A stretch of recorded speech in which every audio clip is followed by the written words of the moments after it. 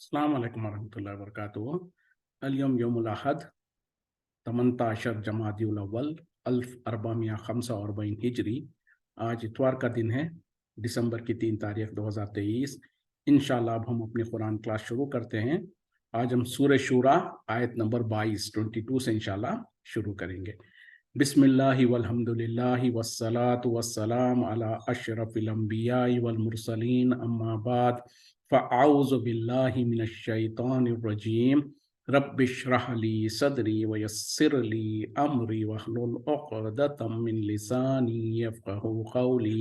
रब्बी ज़िदनी इल्मा। अऊज़ु बिल्लाहि मिनश शैतानिर रजीम। तरज़ ज़ालिमीना, आप देखेंगे जालिमों को, मुशफ़िक़ीना, डर रहे होंगे, मिम्मा कसबू, इससे जो उन्होंने कमाया,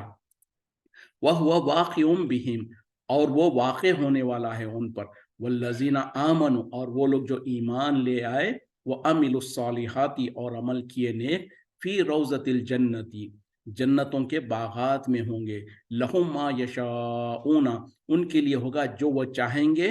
इंद रब्बिहिम, उनके रब के यहाँ, ज़ालिका हुवल फ़ौज़ुल वल ज़ालिका हुवल फ़ौज़ुल कबीर, और ये बहुत बड़ा फजल है। ज़ालिका फ़ज़लुल कबीर, ये बहुत बड़ा फजल है। और आप देखेंगे कि वो लोग जिन्होंने जो लोग जालिम हैं, यानी जिन्होंने शिर्क किया, वो डर रहे होंगे उससे जो उन्होंने कमाया, यानी जो अमाल उन्होंने दुनिया में किया होगा, उसके नतीजे से, उसके अंजाम से वो डर रहे होंगे, हालांकि उनके ऊपर वो वाक़े होने वाला है। और वो लोग जो ईमान ले आए और नेक अमल करें, वो तो जो सो जन्नत के बागात में होंगे, उनके लिए वहां पर जो वो चाहेंगे उनके मौजूद होगा उनके रब के यहाँ। और यही बहुत बड़े फजल है, बहुत बड़ी कामयाबी है। तो यहाँ पर अल्लाह ताला दोनों का कंपैरिजन कर रहे हैं कि वो लोग जो दुनिया में शिर्क करते थे, यानी जालिम कौन है? जो शिर्क करता है। जैसे कि खुद कुरान में अल्लाह ताला ने कहा ना, इन्न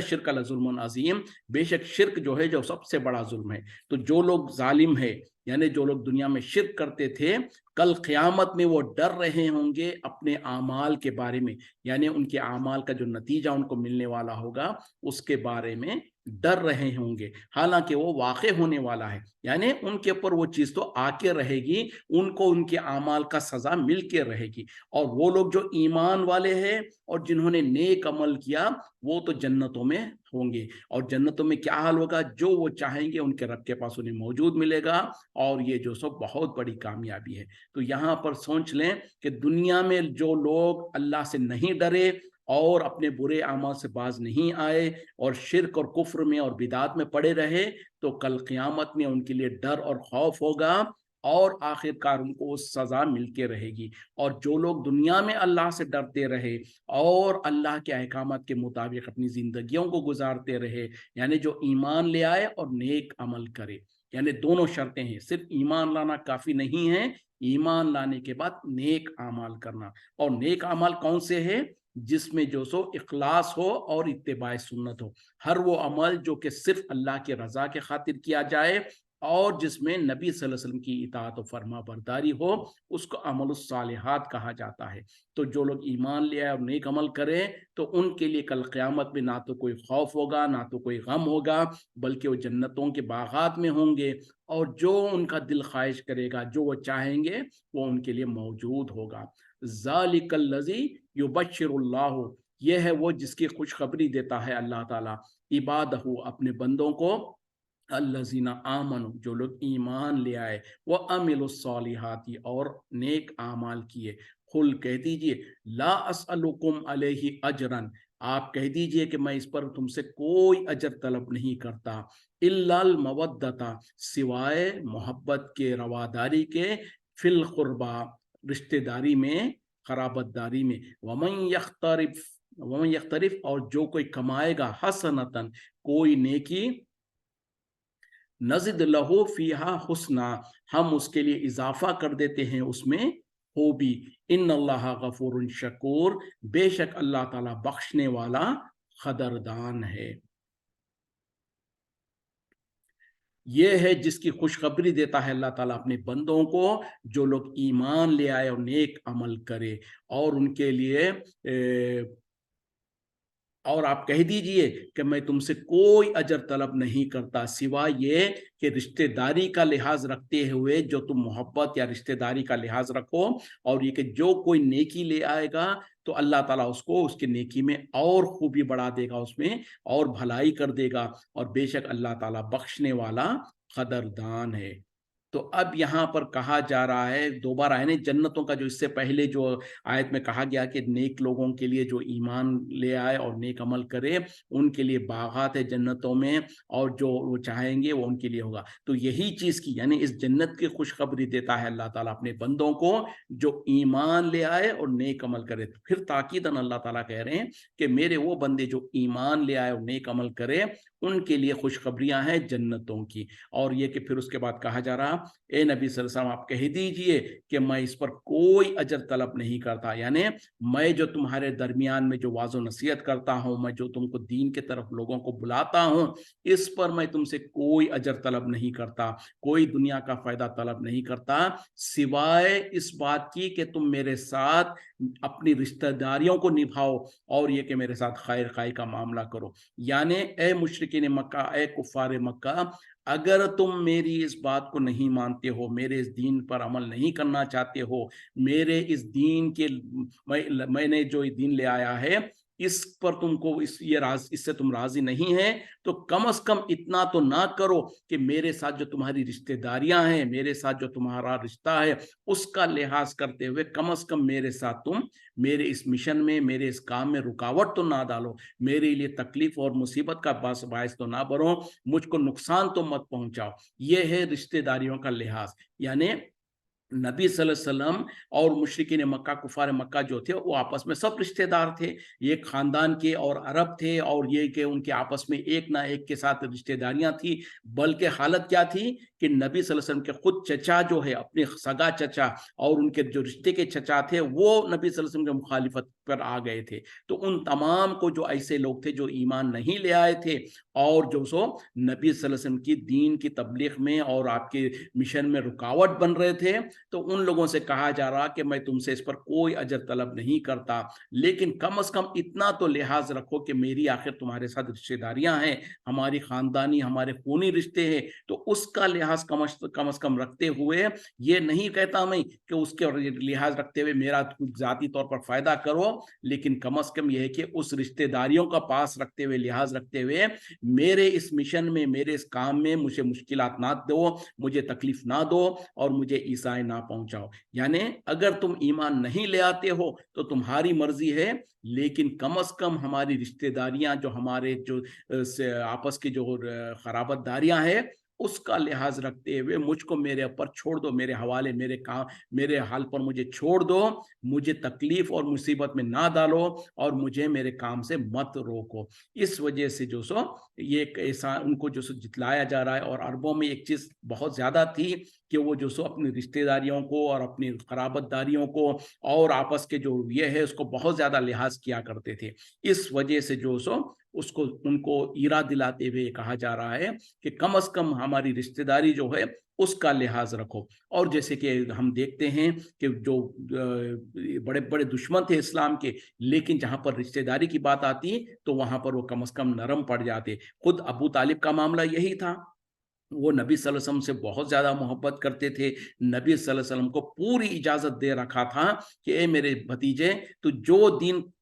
جو تبلیغ کرنا چاہتا، تو جو کرنا چاہتا کر، تجھ کو تیرے قریب کوئی دنیا یعنی عرب میں قریش میں سے کوئی تیرے پر ہاتھ نہیں اٹھا سکتا، تیرے پر کوئی انگلی نہیں اٹھا سکتا جب تک کہ میں زندہ ہوں۔ حالانکہ وہ خود ایمان نہیں لے آئے، لیکن نبی صلی اللہ علیہ وسلم کے ساتھ جو رشتہ داری تھی اس کو نبھاتے رہے، اور وہ جب تک باحیات تھے نبی صلی اللہ علیہ وسلم کے نبی صلی اللہ علیہ وسلم کی ایک بہت بڑی ہمت تھی، اور نبی صلی اللہ علیہ وسلم کے لیے جیسے چٹان کے جیسے کھڑے ہو جاتے تھے دشمنوں کے مقابلے میں۔ تو بہرحال وہی بات کہی جا رہی ہے کہ کم از کم رشتہ داریوں کا لحاظ رکھو، اور پھر آگے کہا جا رہا جو کوئی نیکی کرے تو اللہ تعالیٰ اس کی نیکی میں اور بھلائی بڑھا دیتا ہے، اس میں اور خوبی بڑھا دیتا ہے، اور بے شک اللہ تعالیٰ بخشنے والا اور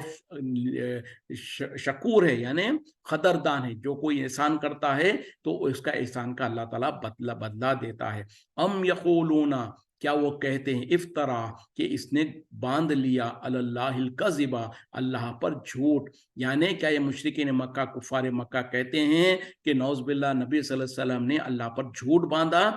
فَإِن يَشَاءِ اللَّهُ اگر چاہتا اللہ یختم علی قلبک ختم لگا دیتا آپ کے دل پر یعنی مہر لگا دیتا آپ کے دل پر. وَيَمْحُ اللَّهُ الْبَاطِلَ اور مٹا دیتا اللہ تعالیٰ باطل کو. وَيُحِقُّ الْحَقَّ اور ثابت کر دیتا حق کو بِکَلِمَاتِهِ اپنے کلمات سے. إِنَّهُ عَلِيمٌ بے شک وہ جاننے والا ہے بذات الصدور سینوں کے بھیدوں کو سینوں کے رازوں کو. کیا یہ لوگ کہتے ہیں یعنی مشرکین مکہ اور کفار مکہ یہ الزام لگاتے ہیں کہ نبی صلی اللہ علیہ وسلم نے اللہ پر جھوٹ باندھ دیا اللہ کے اوپر تو اللہ تعالیٰ کہہ رہے ہیں کہ اگر اللہ تعالیٰ چاہتا تو آپ کے دل پر اے نبی صلی اللہ علیہ وسلم آپ کے دل پر مہر لگا دیتا اور اللہ تعالیٰ باطل کو مٹا دیتا اور حق کو ثابت کر دیتا اپنے کلمات سے. اور بے شک اللہ تعالیٰ ہے ہی سینوں کے بھیدوں کو جاننے والا. یعنی یہ مشرکین مکہ کفار مکہ جو ایمان نہیں لے آتے ہیں اور قرآن کے بارے میں آئے دن نئے نئی باتیں کرتے ہیں. کبھی کہتے ہیں کہ جو یہ نبی صلی اللہ علیہ وسلم کے اوپر کوئی کسی نے جادو کر دیا جس کے وجہ سے آپ بہکی باتیں کرتے ہیں. کبھی کہتے ہیں کہ کوئی آ کر ان کو پڑھا جاتا ہے. کبھی کہتے ہیں کہ شیطان ان کو سکھا جاتا ہے. کبھی کچھ کہتے ہیں. اور پھر کبھی کیا کہتے تھے کہ یہ جو نبی صلی اللہ علیہ وسلم جو قرآن کہہ کر جو ہم کو سنا رہے ہیں در حقیقت میں ان کے اپنے ذہن کی اپج ہے اور انہوں نے اپنے ذہن سے جو کچھ ان کو سمجھ میں آیا کہہ دیا اور یہ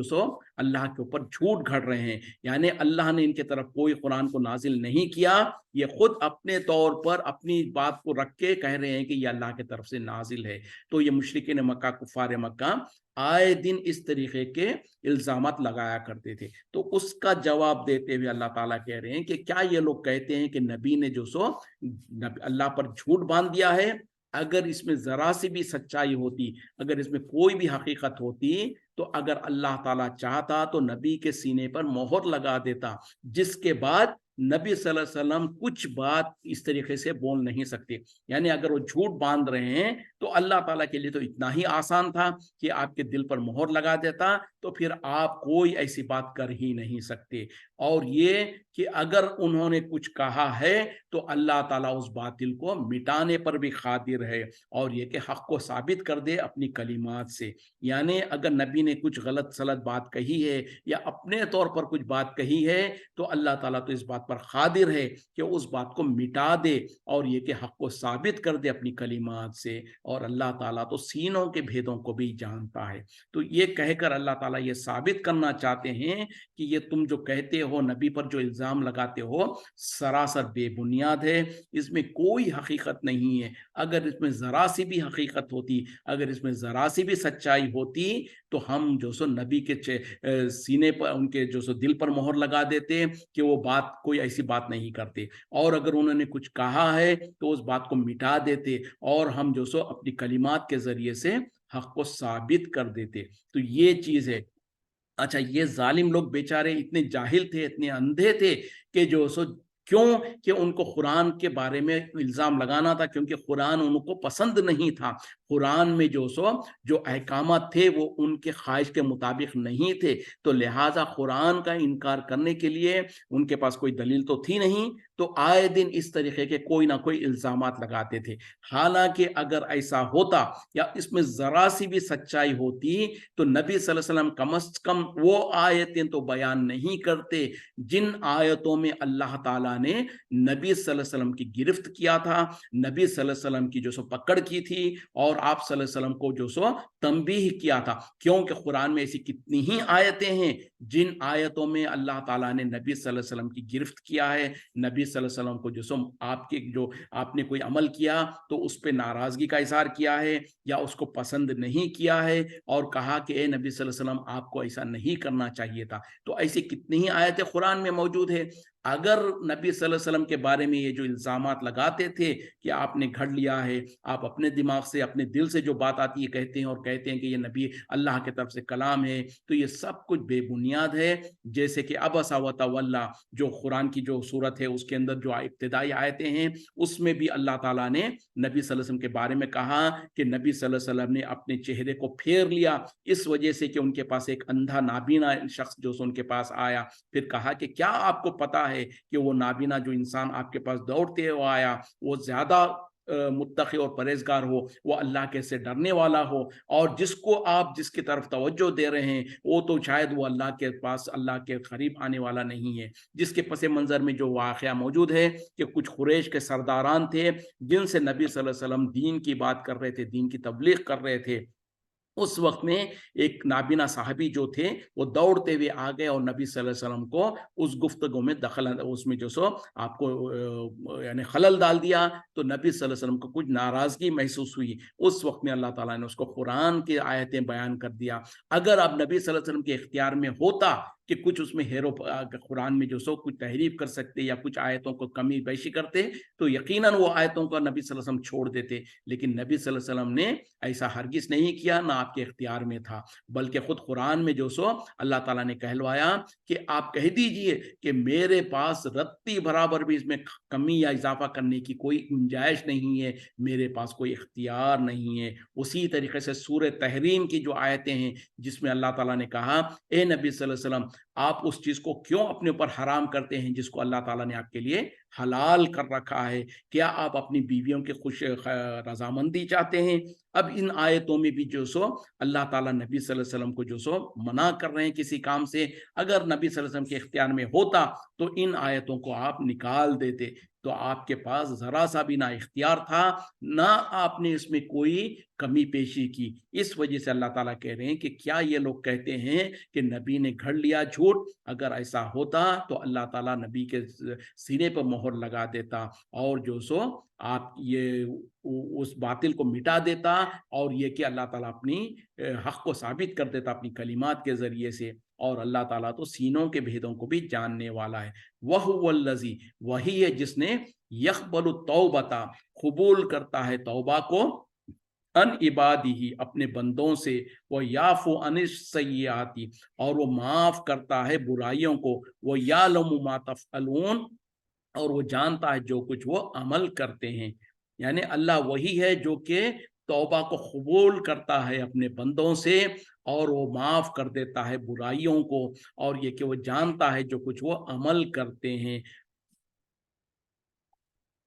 تو اب اس سے اللہ تعالیٰ جو سو اپنی رحمت کی اور اپنی جو سو قدرت کا اظہار کر رہے ہیں کہ اللہ ہی ہے جو اپنے بندوں سے توبہ کو قبول کرتا ہے۔ اور توبہ کیا ہے؟ جیسے کہ ہم اور آپ جانتے ہیں، اور ہمارے ملکوں میں جو ایک رواج ہے، لوگ جو سو صرف ہاتھ سے توبہ توبہ کر لیتے ہیں، یا کوئی کہتا ہے کہ توبہ میری توبہ، اور ہم سمجھتے ہیں کہ ہم نے توبہ کر لی۔ نہیں، یہ توبہ نہیں ہے۔ توبہ کے مطلب ہوتی ہے کہ جو انسان کسی گناہ کر بیٹھے اور اس کو وہ گناہ کرنے کے بعد اگر اس گناہ پر اگر اس کو سچی ندامت ہو، اس کو سب سے پہلے اس گناہ کا احساس ہو کہ ہاں یقیناً میں نے یہ گناہ کیا ہے، تو اس کو کہتے ہیں اقرار اور ندامت، یعنی اس کا احساس ہو کہ ہاں میں نے یہ گناہ کیا ہے۔ کیونکہ اکثر ہم دیکھتے ہیں کہ کئی لوگ جو سو گناہ کرتے ہیں، غلطی کرتے ہیں، اور ان کو اس غلطی کا احساس ہی نہیں ہوتا ہے، وہ اپنی غلطی کو مانتے ہی نہیں ہیں۔ تو توبہ کے لیے سب سے پہلی شرط جو ہے وہ یہ ہے کہ احساس، یعنی ندامت اور ایکسیپٹنس، یعنی ہاں یقیناً مجھ سے یہ غلطی ہوئی ہے۔ اب اس کے بعد جب غلطی کا احساس ہو جائے تو اب اس کے اوپر ندامت بھی ہو، اس پہ شرمندگی ہو، اس پر جو سو انسان معذرت خواہ ہو، اور جو سو اپنے نگاہ اپنی سر کو جھکا دے اللہ کے سامنے، اور پھر تیسری بات یہ ہے کہ اللہ سے معافی طلب کرے کہ یا اللہ مجھے معاف کر دے، اور اس کے بعد پورا ارادہ ہو کہ آگے یہ غلطی نہیں ہوگی اور آگے اس طریقے کی غلطی کرنے سے بچتا رہے۔ تو یہ تمام شرطوں کے ساتھ جو عمل کیا جاتا ہے اس کو کہا جاتا ہے توبہ۔ یعنی کوئی گناہ ہو جائے تو اس پہ سب سے پہلے اس کا اعتراف ہو کہ ہاں مجھ سے یہ گناہ ہوا ہے۔ دوسری بات یہ ہے کہ اس پر زبان سے اقرار کرے اور اللہ سے معافی چاہے کہ یا اللہ مجھے معاف کر دے، اور پھر یہ ہے کہ آگے مستقبل میں یہ عمل نہیں کرنے کا پورا ارادہ ہو اور اخلاص ہو۔ ایسی جب انسان کوئی غلطی اور گناہ کے اوپر اللہ سے معافی چاہتا ہے تو یقیناً اللہ تعالیٰ کہہ رہے ہیں کہ وہ اپنے بندوں کی توبہ کو قبول کرتا ہے۔ بلکہ کیسے قبول کرتا ہے؟ اتنا زیادہ اچھا اللہ تعالیٰ کو خوشی ہوتی ہے جب اس کا ایک بندہ جو سو گناہ گار بندہ اور اس کا جو سو نافرمان بندہ جب اللہ سے سچی توبہ کرتا ہے تو اللہ تعالیٰ اس کو اتنی اچھی طریقے سے قبول کرتا ہے، اتنا زیادہ اللہ تعالیٰ خوش ہوتا ہے۔ جیسے کہ ایک حدیث میں نبی صلی اللہ علیہ وسلم نے پورا ایک واقعہ بیان کیا کہ مثال کے طور پر کوئی انسان راستے میں سفر کر رہا ہو، یعنی صحرا میں بالکل ویران جگہوں پر، صحرا میں جو سو لمبا سفر ہے، اور اس زمانے میں جب کہ لوگ اونٹوں پہ اور گدھوں پہ اور پیدل سفر کیا کرتے تھے، تو ایسی لمبے لمبے سفر میں جا رہا ہو اور اس کا جو سواری ہے، اونٹ ہے یا گدھا ہے جو بھی ہے، اس کی سواری کے اوپر اس کا سامان بھی ہو اور اس کے کھانے پینے کا جو سامان ہے سب کچھ ہو، اور وہ سفر کرتے ہوئے تھک کر کہیں پر راستے میں جو سو کسی جھاڑ کے نیچے کہیں پر آرام کرنے کے لیے لیٹ جائے، اور اس نے اپنے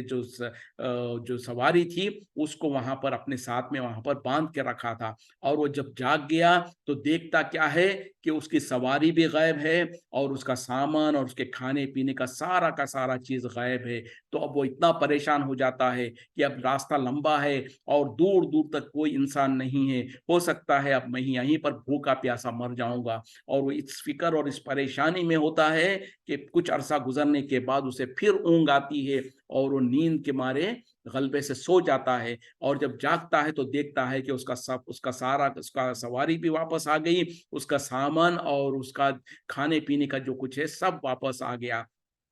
تو اس وقت میں جب اس کو خوشی ہوتی ہے اور اس کی خوشی کی یہ حالت ہے، اور وہ خوشی کے اندر خوشی کے مارے بے تحاشا طور پر لاشعوری طور پر کہتا ہے، اے اللہ تو میرا بندہ اور میں تیرا رب، یعنی خوشی کے مارے اس کے زبان سے الٹے الفاظ نکل جاتے ہیں اور اللہ کو اپنا بندہ کہہ بیٹھتا ہے۔ تو جب وہ انسان جو کہ دنیا سے نا امید ہو گیا تھا، اس کے بعد اس کو سب کچھ مل گیا، تو جتنی خوشی ہوتی ہے اللہ تعالیٰ، نبی صلی اللہ علیہ وسلم فرماتے ہیں کہ اللہ کو اس سے بھی زیادہ خوشی ہوتی ہے جب اس کا کوئی گناہ گار بندہ، اس کا کوئی نیک بندہ اس کی طرف رجوع کرتا ہے، اس کی طرف توبہ کر کے پلٹ آتا ہے۔ کیوں کہ ایک انسان گناہ میں مبتلا تھا، اللہ کو رب نہیں جانتا تھا، وہ نافرمانی کر رہا تھا، لیکن جب اس کو احساس ہو گیا کہ میں تو گناہ گار ہوں، اور اپنی گناہ سے سچی توبہ کر کے اپنی رب کی طرف پلٹ آیا، تو یقیناً اللہ کو اس سے بہت زیادہ خوشی ہوتی ہے۔ تو ایسی توبہ جب انسان کرتا ہے تو اللہ تعالیٰ اسے گناہ گار بندوں کو ان کے گناہوں کو نہ صرف یہ کہ معاف کر دیتا ہے بلکہ ان کو نیکیوں میں بدل دیتا ہے۔ ہم میں سے کوئی نہیں ہے جو یہ کہے کہ ہم نے گناہ نہیں کیا ہے، بلکہ آئے دن اور صبح سے لے کے شام تک ہماری زندگی میں گناہ ہی گناہ ہوتے رہتے ہیں۔ تو اب ہمارے لیے بھی چاہیے، ہم کو بھی چاہیے کہ ہم سچی اور پکی توبہ کر لیں، اس سے پہلے کہ ہمارے اوپر توبہ کا دروازہ بند ہو جائے۔ اور توبہ کا دروازہ کب بند ہوتا ہے؟ جب انسان کے اوپر موت کے آثار آنے لگے، یا پھر قیامت کی بڑی نشانیوں میں سے کوئی نشانی آ جائے، تو انسان کے لیے توبہ کا دروازہ بند ہو جاتا ہے۔ اور یہ دونوں بھی جو سو کب آئیں گے کسی کو کچھ پتا نہیں ہے۔ تو انسان کو اگر آج اور ابھی ہم کو پتا چل گیا، احساس ہو گیا ہم کو اپنے گناہوں کا، تو ہم کو اللہ کے سامنے ندامت کا اظہار کرتے ہوئے اللہ سے توبہ کی زبان سے بھی توبہ کریں اور ارادہ کریں کہ آگے وہ گناہ نہیں ہوں گے، تو پھر اللہ تعالیٰ یقیناً ایسے بندوں کی توبہ کو قبول کرتا ہے اور گناہوں کو معاف کر دیتا ہے، اور وہ جانتا ہے جو کچھ وہ کرتے ہیں۔ وہ یستجیبو، اور وہ قبول کرتا ہے الذین آمنوا، ایمان والوں کے لیے، وہ عملوا الصالحات، اور جو لوگ نیک اعمال کرتے ہیں، وہ یزیدہم، اور انہیں بڑھا دیتا ہے، من فضلہ، اپنے فضل سے، والکافرون، اور کافر، لہم عذاب شدید، ان کے لیے سخت عذاب ہے۔ اور وہ قبول کرتا ہے اپنے ایمان والے اور نیک عمل کرنے والے بندوں سے، اور انہیں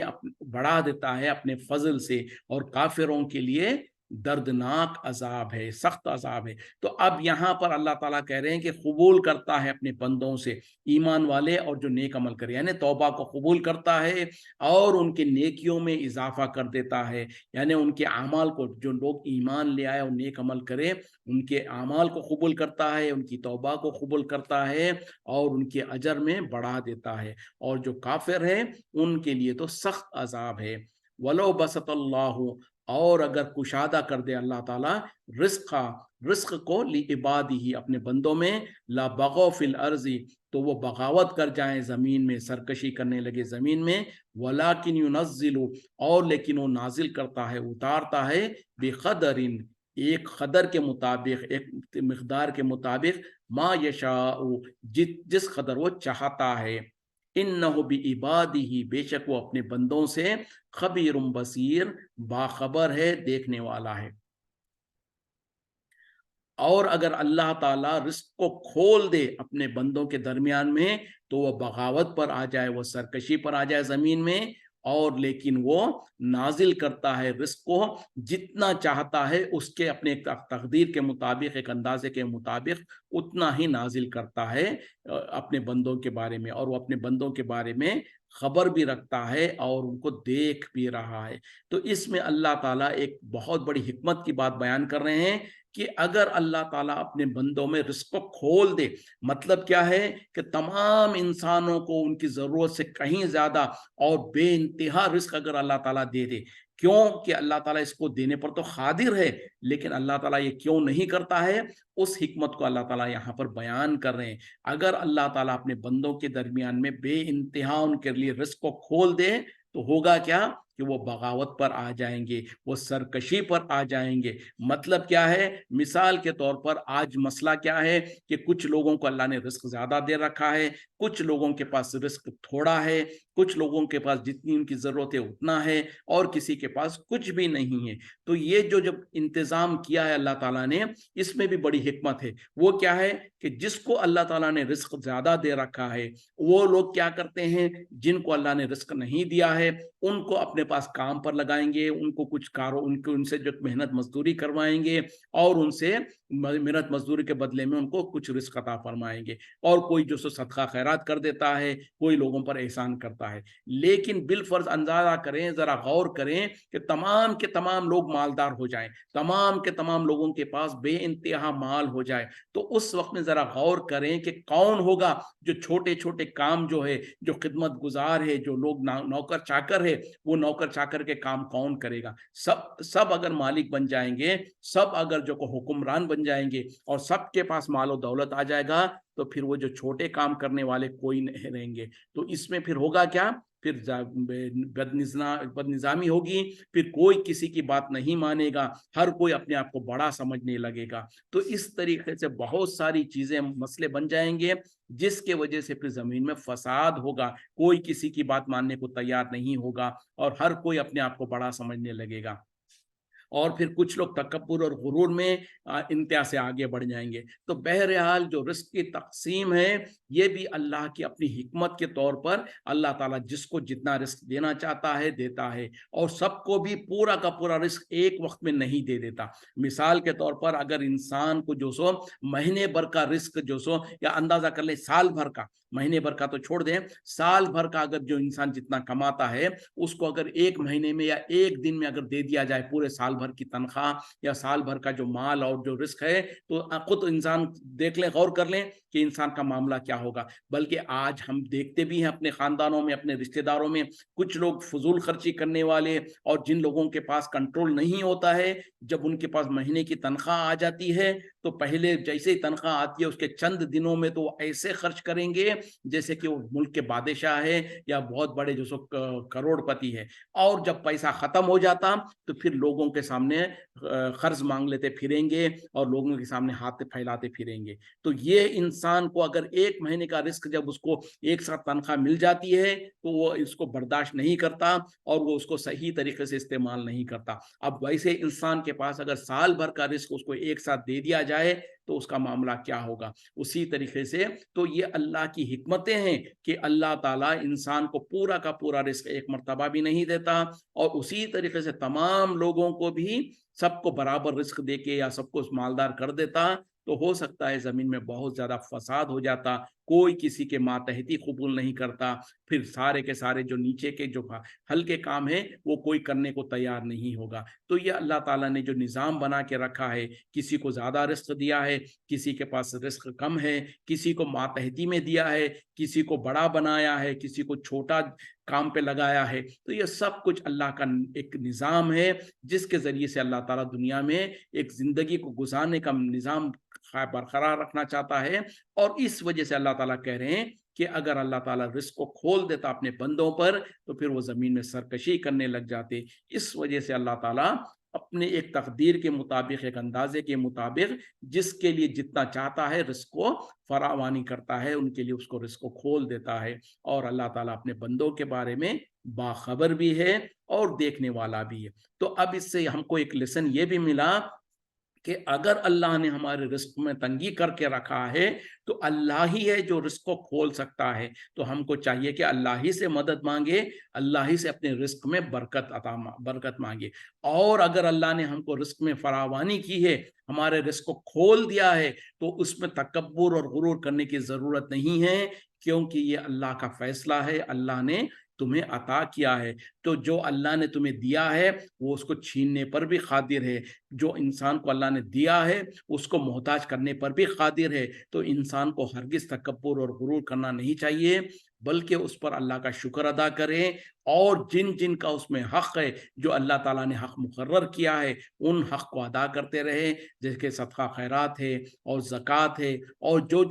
جن کے احکامات اور اللہ تعالیٰ نے ذکر کیا ہے کہ ان کے حقوق ہے، ان تمام کے حقوق کو ادا کرتے رہے۔ تو اگر انسان اللہ کا شکر ادا کرے گا تو اللہ تعالیٰ اس کو اور زیادہ دے گا، اور بالفرض اگر انسان نے تکبر اور غرور کیا تو اللہ تعالیٰ ایسے ناشکروں کو ہرگز پسند نہیں کرتا۔ وآخر دعوانا الحمدللہ رب العالمین، سبحانک اللہم بحمدک، اشہد ان لا الہ الا انت، استغفرک واتوب الیک۔ السلام علیکم ورحمۃ اللہ وبرکاتہ۔